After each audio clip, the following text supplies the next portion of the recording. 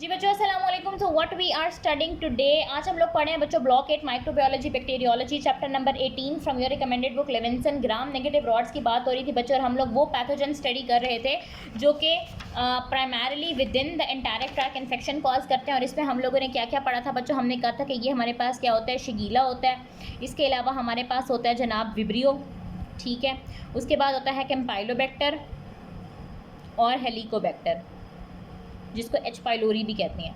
सो शिगीला हम लोगों ने पढ़ लिया और विब्रियो भी हम लोगों ने पढ़ लिया। आज हम लोगों ने पढ़ना है बच्चों कैम्पाइलोबैक्टर के बारे में। जिस तरह विब्रियो हमारे पास एक कर्व्ड ग्राम नेगेटिव रॉड था, कंपाइलोबैक्टर भी सेम हमारे पास एक कर्व्ड ग्राम नेगेटिव रॉड होता है। अच्छा, कंपाइलोबैक्टर के बारे में आपने एक चीज़ याद रखनी है कि ये हमारे पास माइक्रो एरोफिलिक होता है। माइक्रो एरोफिलिक का माइक्रो का मतलब होता है स्मॉल या फ्यू, और एरो का मतलब होता है एयर। तो इसको ना एयर थोड़ी सी चाहिए होती है, इस तरह से निमोनिक बना के याद रख लो। यानी जिस तरह हमारा इन्वायरमेंट के अंदर 21% ऑक्सीजन होती है ना, इसको 21% ऑक्सीजन नहीं चाहिए होती ग्रो करने के लिए बच्चों, इसको चाहिए होती है 5% ऑक्सीजन और 10% कार्बन डाइऑक्साइड। ये इसकी ग्रोइंग कंडीशन है, ये आप लोगों ने याद रखनी है। इसकी बच्चों दो स्पीशीज़ हैं जो हम पढ़ेंगे, एक है हमारे पास कंपाइलोबैक्टर जेजेनाई और एक है Campylobacter intestinalis. Again this is oxidase positive and urease negative. इससे पहले हम लोगों ने जो विब्रियो पढ़ा है वो भी ऑक्सीडेज पॉजिटिव, यानी ये भी हमारे पास एंटेरोबैक्टीरियाशी फैमिली का पार्ट नहीं है। एंटेरोबैक्टीरियाशी का पार्ट कौन कौन था, इकोलाई था, साल्मोनेला था और शिगीला था। उसके बाद हम लोगों ने जो विब्रियो पढ़ा है और कंपाइलोबैक्टर पढ़ा है, हेलिकोबैक्टर है, ये एंटेरोबैक्टीरियाशी का पार्ट नहीं है। सो कंपाइलोबैक्टर की इंपॉर्टेंट प्रॉपर्टीज़ यही है कि ये कर्व्ड है, माइक्रो एरोफिलिक है, इसकी दो स्पीशीज़ हैं, ऑक्सीडेज पॉजिटिव है और यूरिएज नेगेटिव है। अब यूरिएज नेगेटिव क्यों बता रही हूँ, क्योंकि आगे चल के हम एक ऑर्गेनिज्म के बारे में पढ़ेंगे जो कि स्ट्रॉन्गली यूरिएज पॉजिटिव होता है, और इसका और उसका डिफरेंस ही यूरिएज के बेसिस पे है। यानी कंपाइलोबैक्टर का वो जो ऑर्गेनिज्म स्ट्रॉन्गली यूरिएज पॉजिटिव है, उसका डिफरेंस ही यूरिएज के ऊपर है। अब डिजीजेस कौन सी कॉज होती हैं बच्चों, कंपाइलोबैक्टर जेजुनाई है, जेजुनम से आपने याद रखना है, jejunum is the part of small intestine. तो ये हमारे पास एंटेरोकोलाइटिस कॉज करते हैं, यानी कि कोलोन की इन्फ्लेमेशन कॉज करता है बच्चों के अंदर। बहुत इंपॉर्टेंट बात है बच्चों कि ये एंटीसीडेंट है जीबी सिंड्रोम का, यानी कि कंपाइलोबैक्टर जेजुनाई की इन्फेक्शन होने के ख़त्म होने के बाद पर्सन को जीबी सिंड्रोम हो सकता है, गुलेरियन बार सिंड्रोम, जिसमें असेंडिंग पैरालिसिस हो जाती है। मैं बताऊंगी सारा। उसके बाद कंपाइलोबैक्टर इंटेस्टाइनैलिस, जिससे बैक्टीरियमिया हो सकता है। अब इसका रिजर्वॉयर क्या होता है बच्चों, डोमेस्टिक एनिमल जो कि घरेलू जानवर होते हैं, कैटल, माल मवेशी, चिकन खास तौर पर आप लोगों ने याद रखना है, और डॉग्स। इसका रिजर्वॉयर मैंने आप लोगों को बता दिया। अब हम पढ़ते हैं इसकी ट्रांसमिशन कैसे होती है बच्चों। इसका भी फीको ऑरल रूट ही होता है। ह्यूमंस इन्फेक्ट हो सकते हैं फूड और water contaminated with animal faeces, under cook poultry से, अनपैस्चराइज मिल्क से, और पपीज़ विद डायरिया। यानी कि अगर आपके घर में छोटे छोटे पपी हैं जिनको डायरिया है, तो उनकी वजह से आपको हो सकता है, या फिर ऐसा फूड और वाटर जिसके अंदर एनिमल की फीसिस मिली हुई हो, उनसे हो सकता है। अंडर कुक्ड पोल्ट्री की वजह से, अंडर कुक पोल्ट्री अक्सर आ जाता होता है, चिकन वगैरह खास तौर पर, क्योंकि चिकन के अंदर ये पाया जाता है, उससे हो सकता है। पैथोजेनेसिस क्या होती है बच्चों, ये इन्वेजन कॉज नहीं करता, ये टॉक्सिन की प्रोडक्शन कॉज नहीं करता, ये जस्ट इन्फ्लेमेशन कॉज करता है। ये आपके इंटेस्टाइन की म्यूकोजा को इन्फ्लेम कर सकता है। अब क्लिनिकल फाइंडिंग बच्चों क्या होंगी कि एंटेरोकोलाइटिस के अंदर वाटरी फाउल स्मेलिंग, यानी कि शदीद स्मेल वाला डायरिया होगा। पहले वो वाटरी होगा और बाद में ब्लडी के अंदर कन्वर्ट हो जाएगा। साथ में फीवर होता है और स्वेयर एब्डोमिनल पेन होता है, यानी कि watery foul smelling diarrhoea, bloody stools, fever और स्वेयर एब्डोमिनल पेन।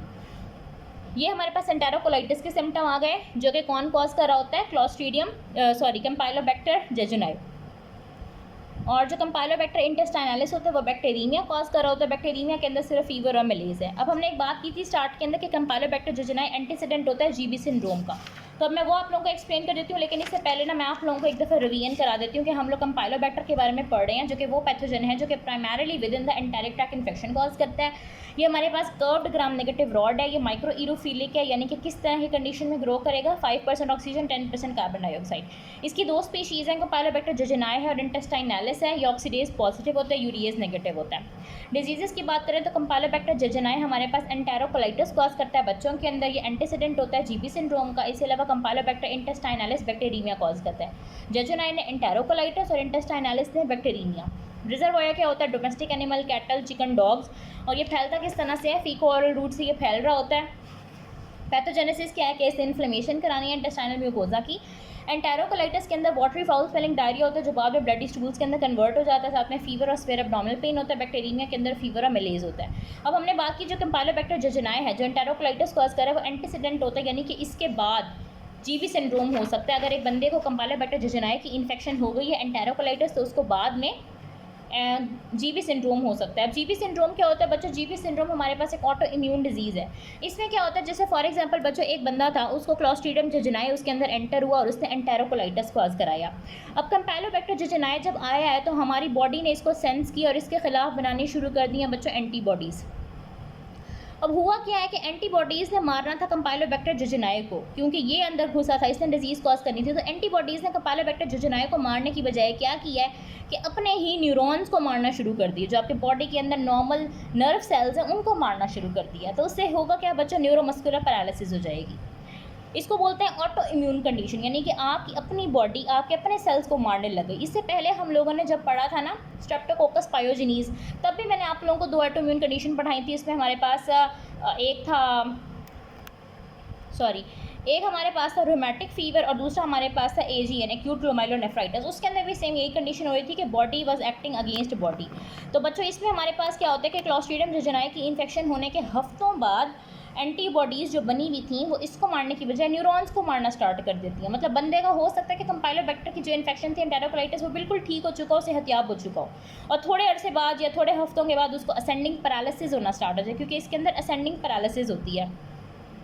इससे पहले मैंने आप लोगों को डिसेंडिंग पैरालिसिस भी पढ़ाई थी, ठीक है। असेंडिंग पैरालिसिस का मतलब ये कि नीचे से ऊपर की तरफ, पहले पैर पैरालाइज हो, उसके बाद टांगें, उसके बाद ट्रंक, उसके बाद हेड। हम लोगों ने डिसेंडिंग पैरालिसिस पढ़ी थी क्लॉस्ट्रीडियम बोचुलिनम के अंदर, और इसमें क्या हो रही है? असेंडिंग पैरालिसिस हो रही है। अब लैब में हम कैसे डायग्नोस करेंगे बच्चों? हम लोग स्टूल का सैंपल लेंगे, ठीक है, एंटेरोकोलाइटिस के केस में, और इसको हम एक स्पेशल एगार के ऊपर कल्चर कर रहे होते हैं। इसको बोलते हैं स्कायरोज मीडियम। स्कायरोज मीडियम के अंदर क्या होता है बच्चों? बेसिकली ब्लड एगार होता है जिसके अंदर ना एंटीबायोटिक्स मिली हुई होती हैं, ठीक है, ब्लड एगार कंटेनिंग एंटीबायोटिक्स। इसको हम बोलते हैं स्कायरोज मीडियम।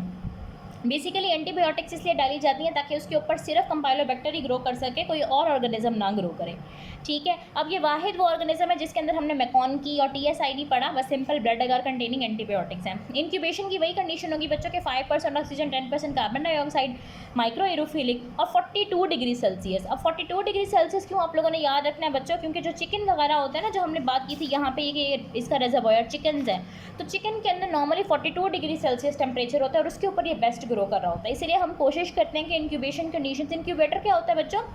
आप लोगों ने अपने पैथो के लैब्स में देखा होगा कि वो छोटी सी ट्रे होती है एगार की छोटी सी ट्रे होती है, उसके ऊपर जो ऑर्गेनिज्म होता है उसको ऐसे स्वैब से लगा के उसके बाद उसको उस मशीन के अंदर, ओवन टाइप मशीन होती है, उसके अंदर रख देते हैं। उसको बोलते हैं इंक्यूबेटर। और अगले दिन निकाल के देखते हैं तो या 6 दिनों बाद या जितना भी उसका टाइम पीरियड होता है उसको निकाल के देखते हैं तो उसके ऊपर कॉलोनीज ग्रो हुई होती हैं। सो इंक्यूबेशन की कंडीशंस है 42 degree Celsius, 5% oxygen, 10% carbon dioxide, oxidase positive होता है। इसके अलावा हम इसको आइडेंटिफाई कर सकते हैं। ये क्लॉस्ट्रीडियम जेजुनाई का मैं बता रही हूँ। क्लॉस्ट्रीडियम जेजुनाई और इंटेस्टाइनलिस के दरमियान ये डिफरेंस है कि क्लॉस्ट्रीडियम जेजुनाई हमारे पास नैलिडाइजिक एसिड सेंसिटिव होता है। ये बेसिकली एक ड्रग होती है, जब हम जेजुनाई की कॉलोनीज़ के ऊपर डालेंगे तो वो वहाँ से ख़त्म हो जाएंगे ग्रो करना, तो ये सेंसिटिव होता है। जबकि जो हमारे पास इंटेस्टाइनलिस होता है ना, ये हमारे पास 42 डिग्री सेल्सियस पे ग्रो नहीं करता, ये 25 डिग्री सेल्सियस पे ग्रो करता है। ये हमारे पास रेजिस्टेंट होता है नैलिडाइजिक एसिड से। अब लैब डायग्नोसिस हमने क्या पढ़ी है कि स्कायरोस मीडियम के ऊपर हम लोगों ने इसको ग्रो करवाना है जेजुनाई को। और इंक्यूबेशन की कंडीशंस, बस इंक्यूबेशन की कंडीशंस का डिफरेंस है बच्चों। यहाँ पे 42 डिग्री सेल्सियस है और इंटेस्टाइनलिस के अंदर 25 है। 25 में भी टी आता है, इंटेस्टाइनलिस से भी टी आता है, इस तरह से याद रख लो। ये रेजिस्टेंट टू नैलिडाइजिक एसिड है और ये हमारे पास सेंसिटिव टू नैलिडाइजिक एसिड है, ठीक है। ट्रीटमेंट क्या होता है बच्चों के क्लॉस्ट्रीडियम जेजुनाई की इन्फेक्शन के लिए? एरिथ्रोमाइसिन, सिप्रोफ्लॉक्सासिन और इंटेस्टाइनलिस के लिए हम लोग अमाइनोग्लाइकोसाइड्स दे रहे होते हैं। इंशाल्लाह फार्मा के लेक्चर्स भी मैं बहुत जल्द स्टार्ट करने वाली हूँ, तो आप लोगों को उसकी भी कंप्लीट गाइडेंस मिल जाएगी। अब नेक्स्ट इंशाल्लाह हम लोग एच पाइलोरी के बारे में पढ़ेंगे, हेलिकोबैक्टर के बारे में, और फिर ये वाले हमारे पास पैथोजेंस ख़त्म हो जाएंगे। फिर 2 और पैथोजेंस रह जाएंगे, स्यूडोमोनास और प्रोटियास, और फिर ये चैप्टर ख़त्म है इंशाल्लाह आप लोगों का।